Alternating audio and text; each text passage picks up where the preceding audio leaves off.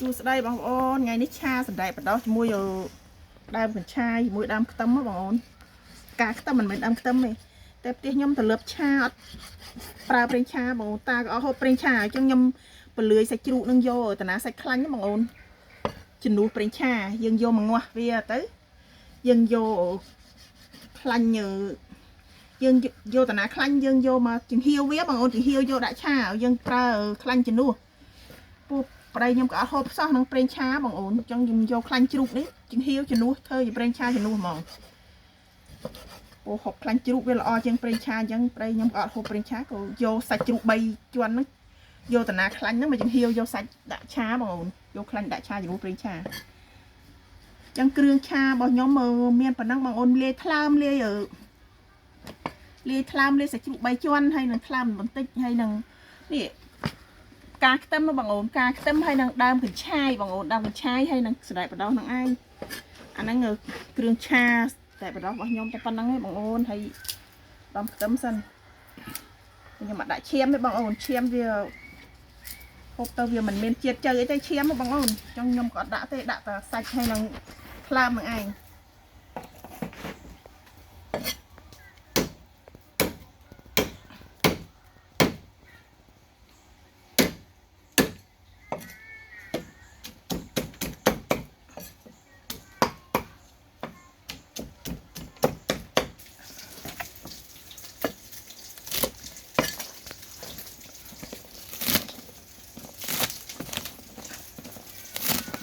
ការខ្ទឹមបងប្អូននឹងការខ្ទឹមដើមកញ្ឆាយដាក់ចូលគ្នាទៅ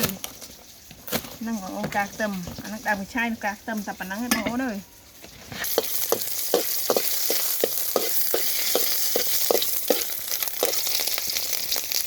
ខ្ទឹមបងប្អូនបងមួយខ្លាញ់ជ្រូក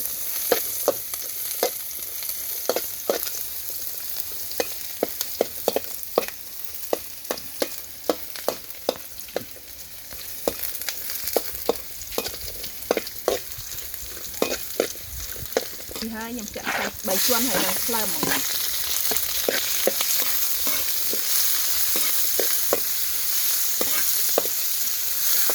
អូនចេញស្ករណាចេញស្ករអំបិលហើយ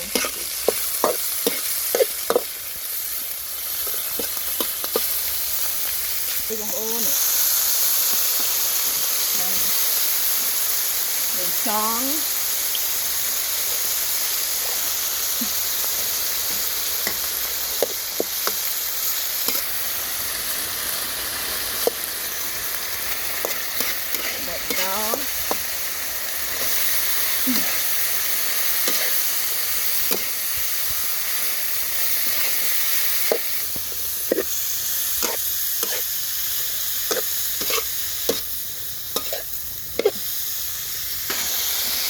ចូលគ្នាបងអូនអើយ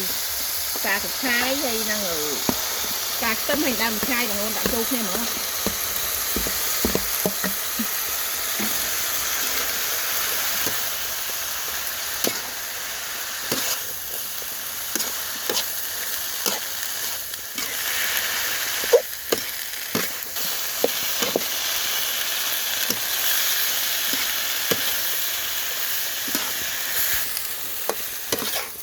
អានហើយបងអូនអើយអូដើមកញ្ឆាយដាក់ទៅមួយភ្លេតឆ្អិនសពៅនៅឆ្អិននៅបងអូន